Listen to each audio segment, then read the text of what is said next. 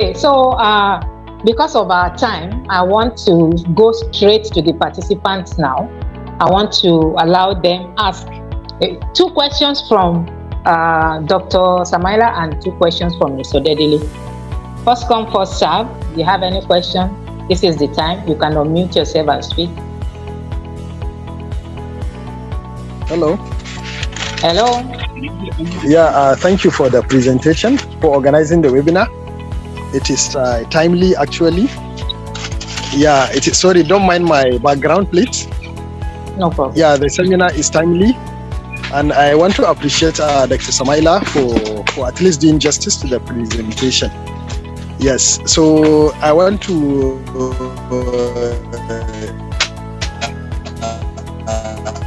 appreciate and suggest,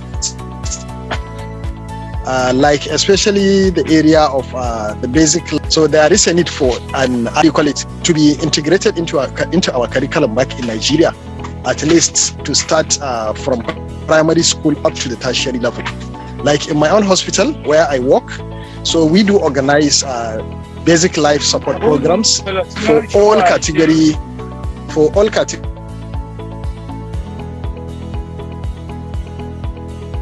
Your audio, I think, is broken.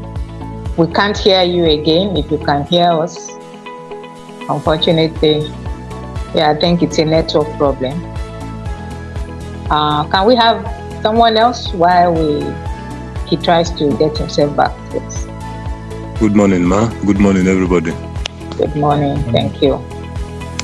Yes, I want to first of all thank the presenters for their presentation. I must say that I've gained a lot of insights, and I want to appreciate them.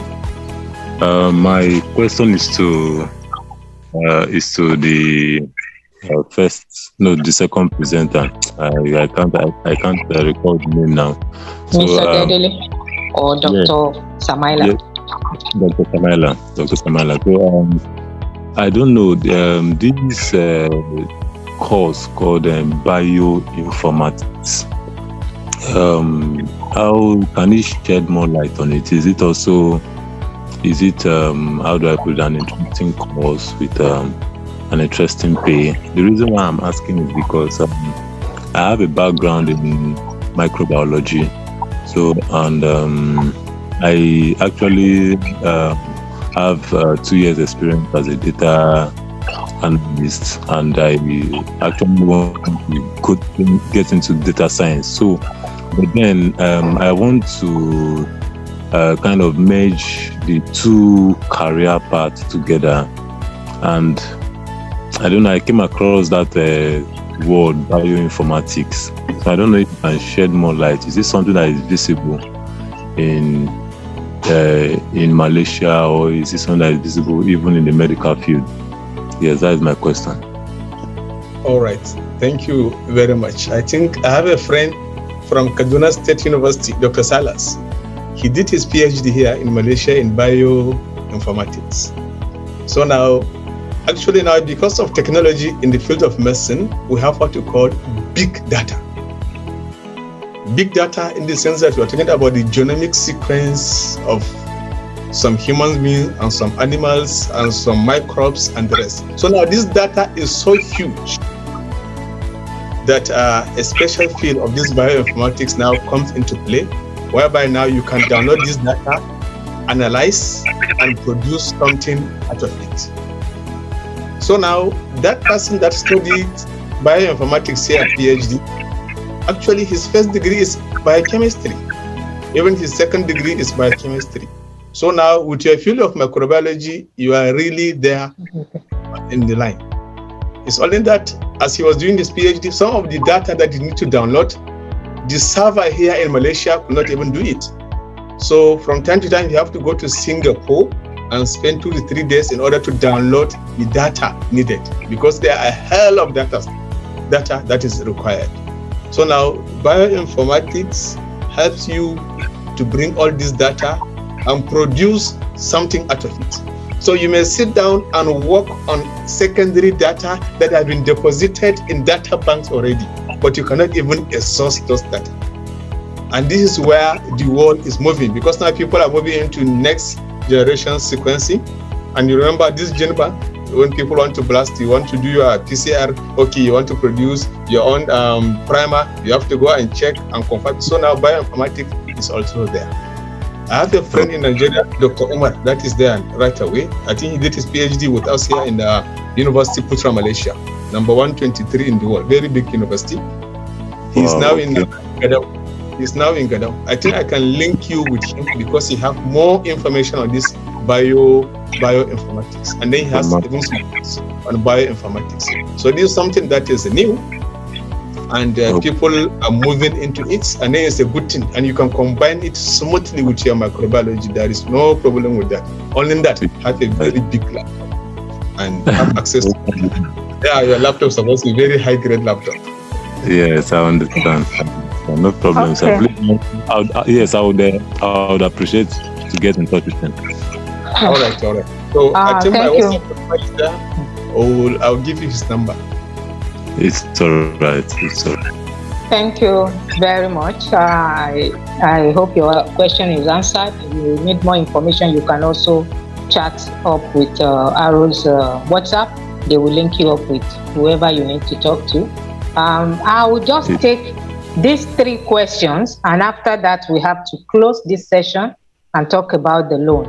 So I'm going to just call the hands that I'm saying up: Oyenuga 1, J2, Oladimeji 3. Those are the last 3 questions we are taking. Please, you will ask all the questions together, then we will take the answers after the questions. So please go ahead, 1, 2, 3.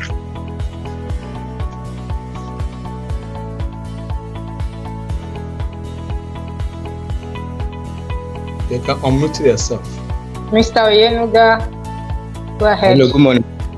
Good morning. I'm actually pleased to be part of this seminar. Okay. I joined just briefly when Dr.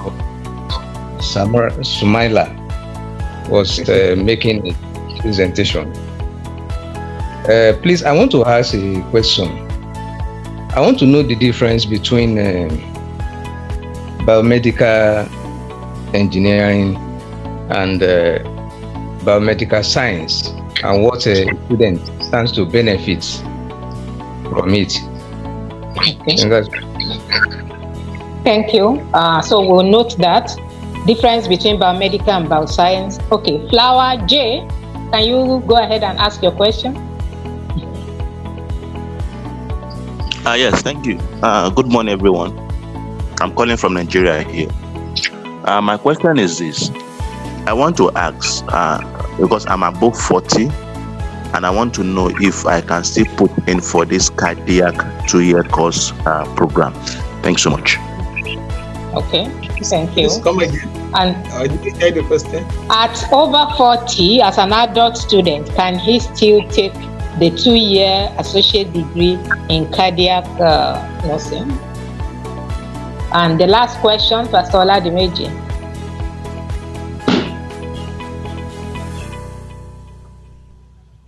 Go ahead, sir. I think maybe it's no more there. Hello, ma. Okay. We are there. We are here. Hello. Good morning. Okay. Good morning. Good morning, ma. Good morning. Good morning. Good morning to everybody. I want to appreciate those wonderful speakers. And anyway, I'm in the field of special education. And it's like this webinar is meant for people in medical line. So I want to know the relationship, and in what way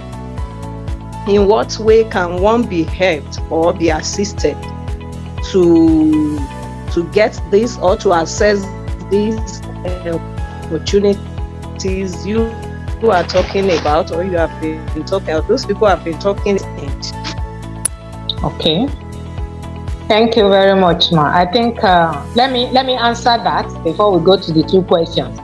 The program has 2 segments. Segment 1 is this discussion that we are having, which is professionals sharing experience and counsel concerning careers in the medical field. So it is to benefit both parents and intending students who are trying to make a decision regarding their careers, that these are opportunities you can consider. That's the focus. Then the second part of the program is where we're going to be discussing about loan opportunities to study abroad. And I think that's something for everyone. So if there is, if you don't have anything directly related to you for the medical discussion we've had, then we are going straight into the loan issue just in the next few minutes. So, and I think that would be something that everybody can take advantage of. So let me go back to the questions that have been asked. Dr. Samaila and Ms. Odedele, please, what are your answers to those questions? All right. Available. Oh, all right. Okay. Then phase 2. We can't hear you.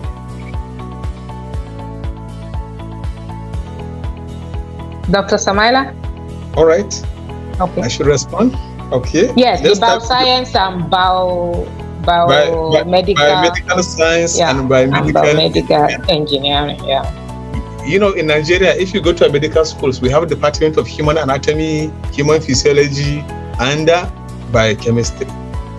So when you come to the other side of the world, we don't have that. We only have what is called biomedical sciences.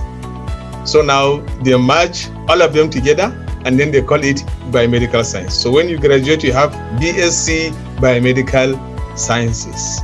So now you can now go and specialize in either any of the pathologies, or you can go to physiology, or you can go to anatomy, biochemistry, all those things, and even pharmacology. So now it's just basic medical sciences combined together. So now it gives us the biomedical sciences. Then the biomedical engineering. In fact, it's not even Faculty of Medicine. Not School of Medicine, it's in School of Engineering. But those tools that are being required or needed, being used in the biomedical field and in medicine, are produced by these engineers. These are the technologies, these are the people with the technology. In fact, these are the people behind even the modern day medicine. When you talk about genetic, something like genetic engineering, whereby you can even edit some gene, delete it or put some gene. When you do talk about recombinant technology, recombinant DNA technology. So these are people in the biomedical engineering. I remember last time when I went to UTM, there is a particular lady, she is working on some nano drugs. So now they want to use nano spinning in order to produce a substance that will enhance delivery. So I remember I have one master student that she worked on nano when I was doing PhD there in UPM, just like a junior colleague. Her work is to introduce curcumin to treat some rats with some neurological changes. But she have to form a nano particle first and encapsulate the curcumin in the nano. So now all those things that she is doing is like biomedical engineering stuff, because she have to do X-ray, she have to do CT scanning, she have to do transmission electron microscopy, scan electron microscopy, zeta scanning, diffraction. So all those things you find them in biomedical engineering. So now they are just like the technological aspects that you add to the biomedical sciences. But these are people that make the medical work very easy because they bring the technology into the medical field.